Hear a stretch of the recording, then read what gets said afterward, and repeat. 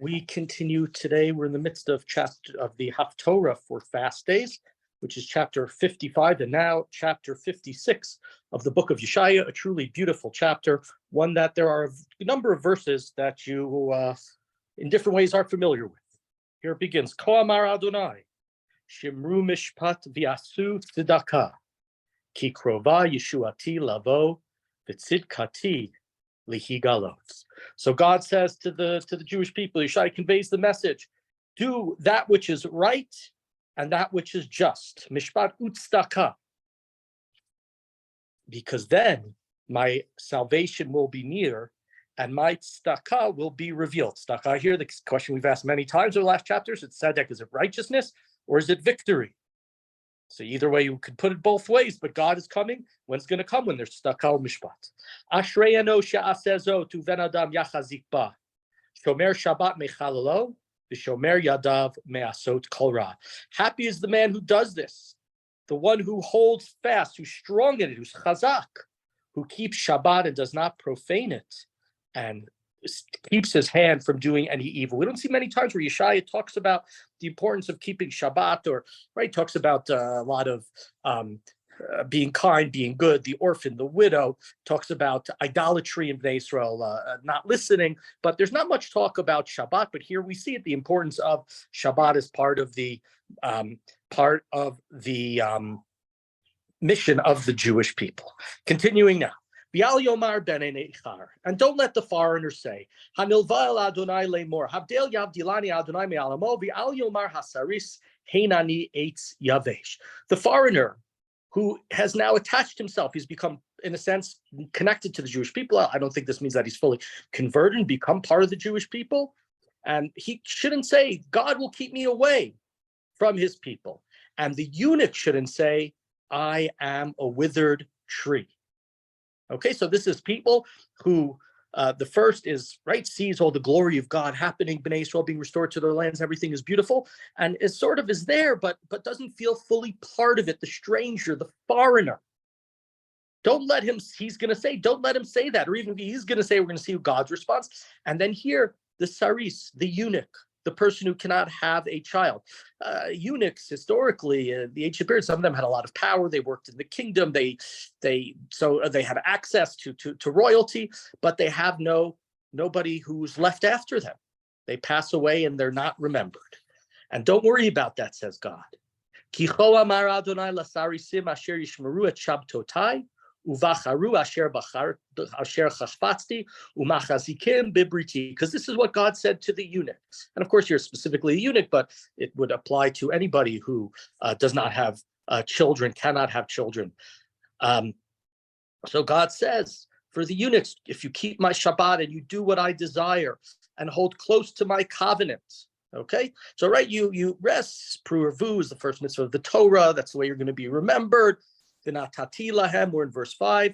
B'beitiu v'chomotai yad vashem, tov mibanim umibanot, shem olam etelo asher lo yikaret. God says to the people who don't have children, but are part of his covenantal community and listen to his laws, that I will give them in my house and within my walls a Yad Vashem, of course, the name of the Holocaust Museum in Israel, in Yerushalayim. I will give them a monument and a name. And that is something that's going to be better than sons of daughters. And they will have an eternal name which shall never perish and shall never be severed. The word karet, we've had a number of times. God says, I have not been karet. My relationship with the Jewish people are forever. And these people are going to be remembered forever. You see from this verse as to why the museum in Yerushalayim was called Yad Vashem, that it's about people who unfortunately died out. And so many of them, 99% of them never remembered. Their names were forgotten forever. I'm named in Hebrew Meir or Meyer, and I'm named after a family member, I think a cousin of my grandfather who passed away in the Holocaust. I know nothing about him. I was given recently a picture of him. So, at least some sort of name is remembered, but how many millions are completely forgotten? And that's why the name is given there. As long as we're talking about this Yad Vashem, the significance of it just in the greater Tanakh, if you've been to Hebron, you may have seen the Yad Avshalom. It's the memorial for Avshalom, for David's wayward son who rebelled against him.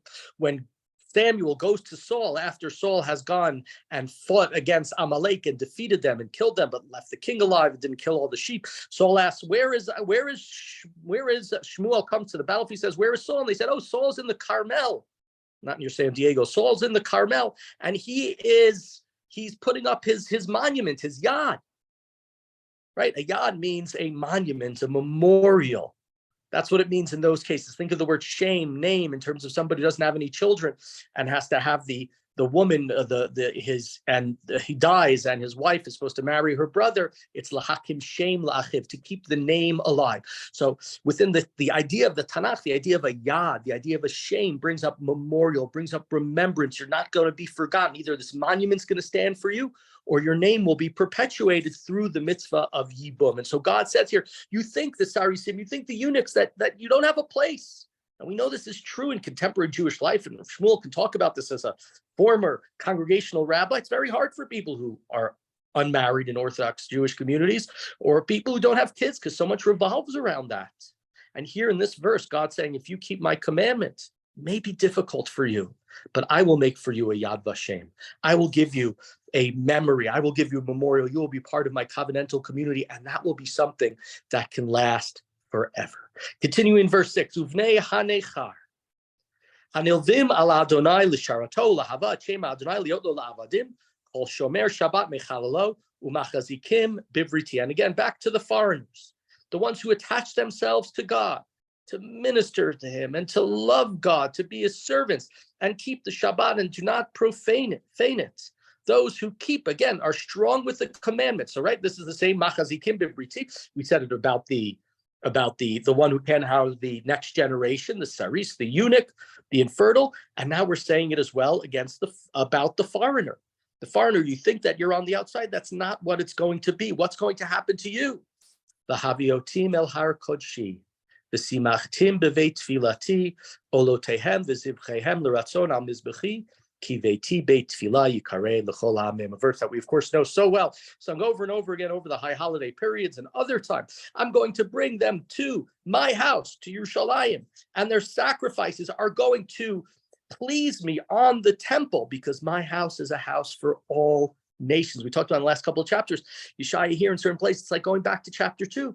It's going back to cutting the swords, turning them into plowshares.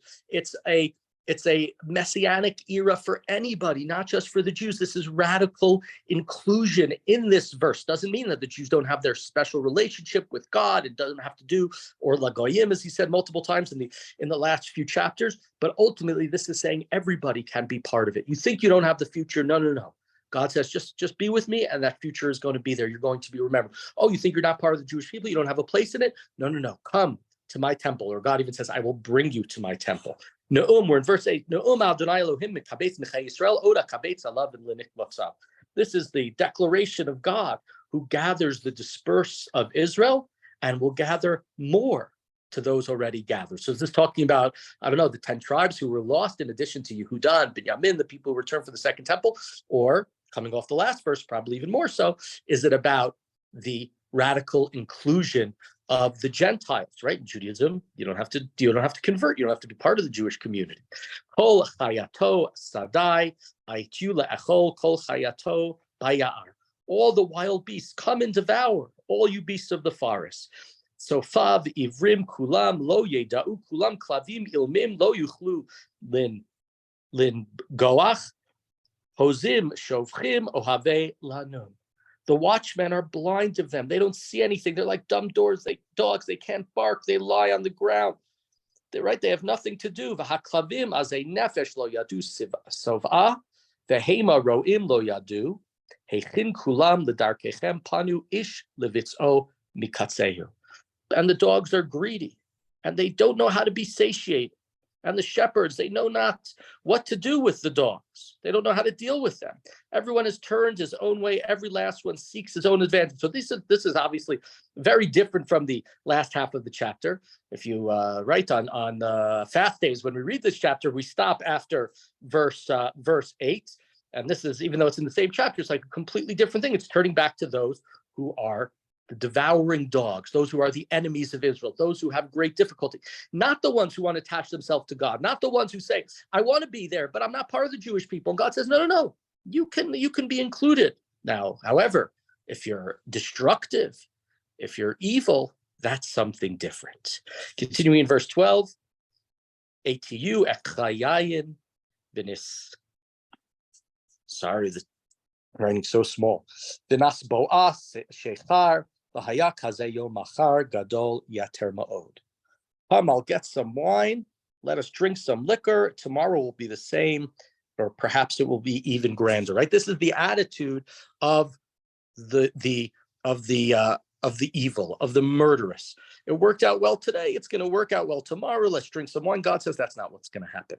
You're drunk, and drinking and being drunk has been a metaphor in this book numerous times. You're drunk on your own success, and you think it's going to last forever. And part of the message, a major message of the book, as we've said many times, is that civilizations rise and they fall. And you think because of your success that you are the one, you are the predator. You go and get drunk on your success. You don't know when tomorrow you will be the prey. So sorry to end off the chapter in the not nice way, but let's think back to the Yad Vashem. Let's think back to Vahaviotim El Har Kadshi, the inclusion of this chapter, this hope of this messianic time. May it come soon and speedily in our days, where everybody finds a place and everybody finds a memorial and everybody finds a place where they fit into a moral and just society.